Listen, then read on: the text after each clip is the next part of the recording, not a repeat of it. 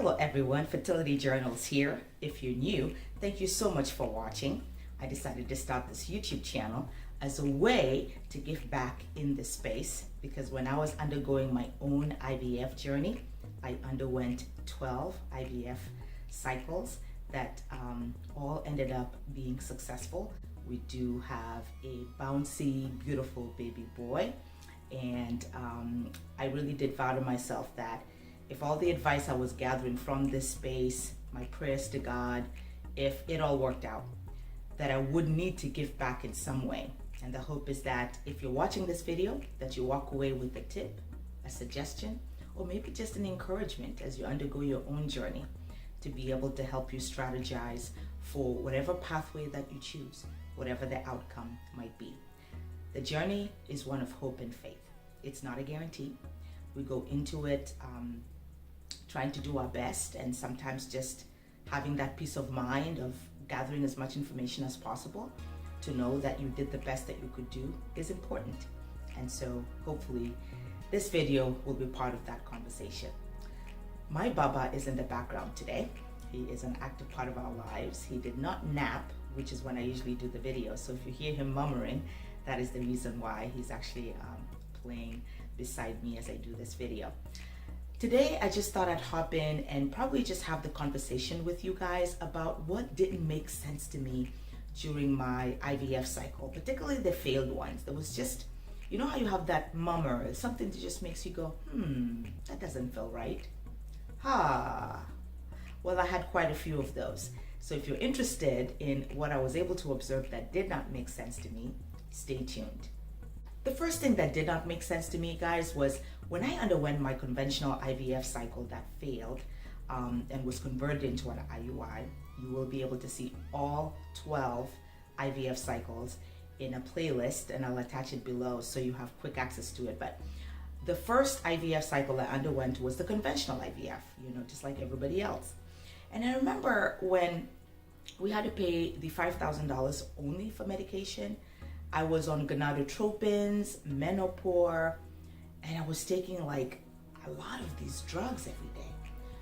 But when they did the follicle count before the conventional cycle, I had very few eggs. And I remember just thinking, just common sense biology, and I remember just making a joke as I was injecting these medications. I'm like, my eggs are cooking. They're just being fried here. There's no way, now that I look back, that those medications did not affect the eggs that I had then. And man, I was so young then, guys. I was 42 years old. I miss those days. My valuable eggs. I had youth. If they were just retrieved and could just be ixied, who knows? Maybe I would have the 5 children I wanted to have. I was young and I thought I could have 5 kids. 3. Well, now I'm blessed with 1 and I'm happy. Anyway, but yeah, it did not make sense to me that all those medications, and I wish I had listened. And I remember my husband to this day always says, those medications, babe, I think they hurt those eggs you had. And I think that was true. The other thing that did not make sense to me, guys, was this whole thing of being rushed into donor egg without trying IVF with your own eggs. And so it just, I don't get it. And I mean, I get it in the sense that now I understand, and YouTubers who have researched and talked to doctors and have experience with infertility, have often talked about this. The clinic has to appear successful, right? Because if people are failing, then obviously the clinic is not going to do well. And so it does make sense now that I look back that donor would be recommended, because remember when you do your initial hormones, when they test you for your AMH, FSH, follicle count, they diagnose you with whatever your infertility is, they can tell kind of where you are and what treatment would make you the most successful. But I think for me as a patient, one of the things I really appreciated about working with my doctor, Dr. Frank Yillian of the Life IVF Center, is that he was willing to try, and it was, the goal in his clinic was really just to get the baby, not so much the data of like, the people are failing, get what I mean? And so that just didn't make sense to me, why the goal wouldn't be, let's try and see what pathway we can exhaust first and then move on to the next one, right? So just thought I'd share that as well. The other thing that didn't make sense to me during IVF is this whole thing of like, because I was a poor responder, so it was like the eggs would be matured, but they wouldn't retrieve them. They would like cancel it, and then they would start the next month. But you're older the next month. You're never as young as the eggs that. So there was this whole focus on maturing the eggs when you could retrieve the eggs and give them a chance. Like, why do they have to always get to a certain size? And I say this because at my clinic, oh, Bubba's just laughing. At my clinic, the Life IVF Center, they would retrieve even 8mm eggs and culture them in the lab. And I know a woman personally who has a beautiful baby girl who had an 8mm. You know, she was younger though, so her eggs were, I think, were pretty cool. But you know, you get what I mean. So it's like, I think every time it's canceled, or every time you do an IUI, those are wasted eggs. And you're never as young as that previous cycle. So that just didn't make sense to me. The other thing that didn't make sense to me, guys, was this whole idea, in my opinion, of responsible medicine is having a database of doctors that practice alternate types of IVF. I would have really appreciated it if I had found out about my own doctor, Dr. Zhang, Dr. Sherman Silber, Frank Solstice in Florida. I mean, it would have been so great if I had found out about these doctors that do mini IVF, because then it would have probably cut the time in half, or even a conversation to say, you know, something like their recommendation was donor, but they know doctors who do minimal stimulation that may be able to give our eggs our own chance, because at some point you really cannot do conventional IVF with all those drugs if you have one egg. Let's just be honest. And because the conventional protocol, an amazing gift for women who have a huge ovarian reserve. If you have multiple eggs, conventional IVF is probably the way to go, because you're going to build your entire family if you do a frozen IVF cycle. And so, I don't know. That was somewhat, it just didn't make sense to me. And hopefully in the future, that will be the case. I would have loved to know about the 3 major doctors who do mini IVF, because they work with women my own age. It was so nice to go to a clinic where I'm like with other 40-year-old women, and we're talking notes, and I'm not like awkward because I only have one egg retrieved, you know what I mean?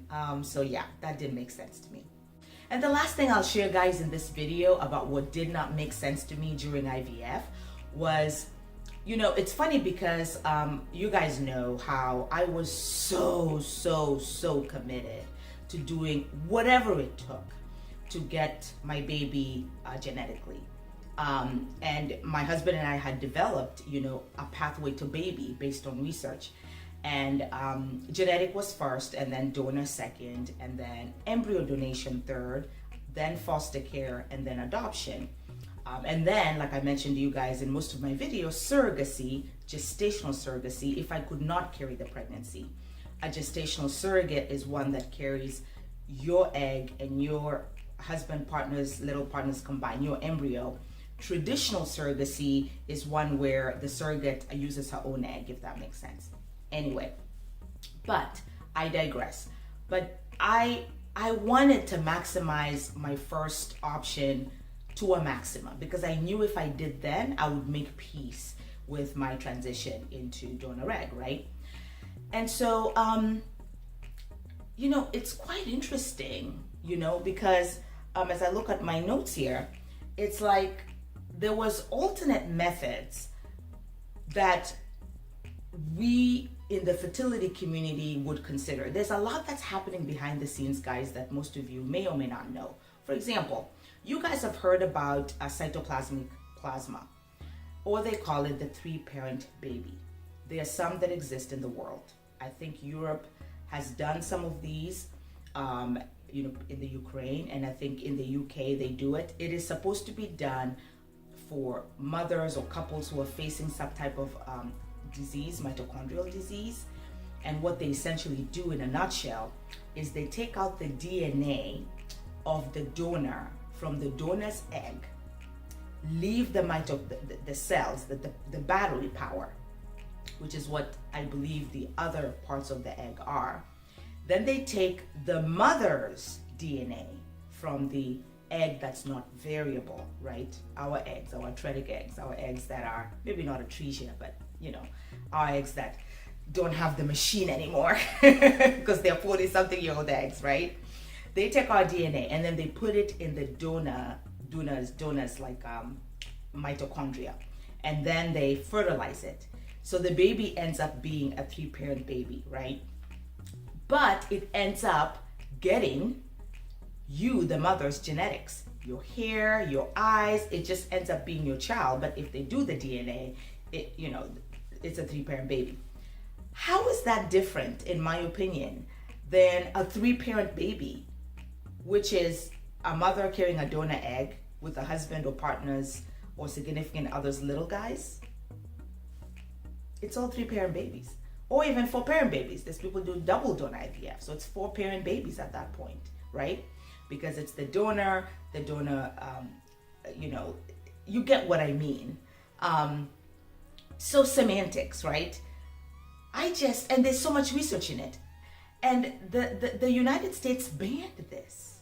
They called it like a form of human experimentation. And I'm just thinking, IVF was also banned in the past. They thought it was some form of voodoo to do this stuff. There's some people who even think this is crazy when we do in vitro. But the blessings that these children have made in our lives, for those of us who have infertility. So, it's an ongoing conversation that I have with people in the infertility community who've done the research, but cytoplasmic plasma, is just, I don't know. I feel like that is the way for the future. And I see nothing wrong with that, because for the longest time, I know epigenetics works, but I remember talking to my doctors and saying, is there any way my DNA could be a part of it? Because for some of us, we wanted to exhaust that choice. But anyway, it's not available in the United States. And I think in Europe, they do it if you have like a medical reason. I'm not quite sure about the Ukraine. I'm still going to do additional research to just keep up to see what's going on. But that is just an example. Like, keep up to trend and fight and advocate for your patients. You know what I mean? So yeah, that also did not make sense to me as I contemplate and think about the IVF journey. And so folks, there you have it. Those are, in a nutshell, some of the things that just did not make sense to me while I was undergoing IVF. I would love, if you're watching this, if there's something that's just like, or I wonder, that does not make sense to me. Do you mind writing that in the comments? I think we can all educate each other and kind of what's going on so that we can empower each other. I haven't seen a video like this going around on things that just don't make enough sense, but I think it ties in with the video that I did on advocating for yourself, because I think when we feel we're not the only ones feeling kind of, I don't know. Oprah once said this. Oprah is one of my life coaches. She once said this, and I'll wrap up with this. She said, there is no coincidence. Coincidence is God's way of being anonymous. And so sometimes when I think of consciousness, I'm thinking, is that the godly voice? When your intuition is just like, man, these drugs are a lot. That doesn't seem to make sense. So yeah, that's all I got. Thank you so much for watching, guys. If you're new and you love content like this, please join the family. And I would love it if you could like this video and comment. And hopefully you'll stick around until my next video. Bye.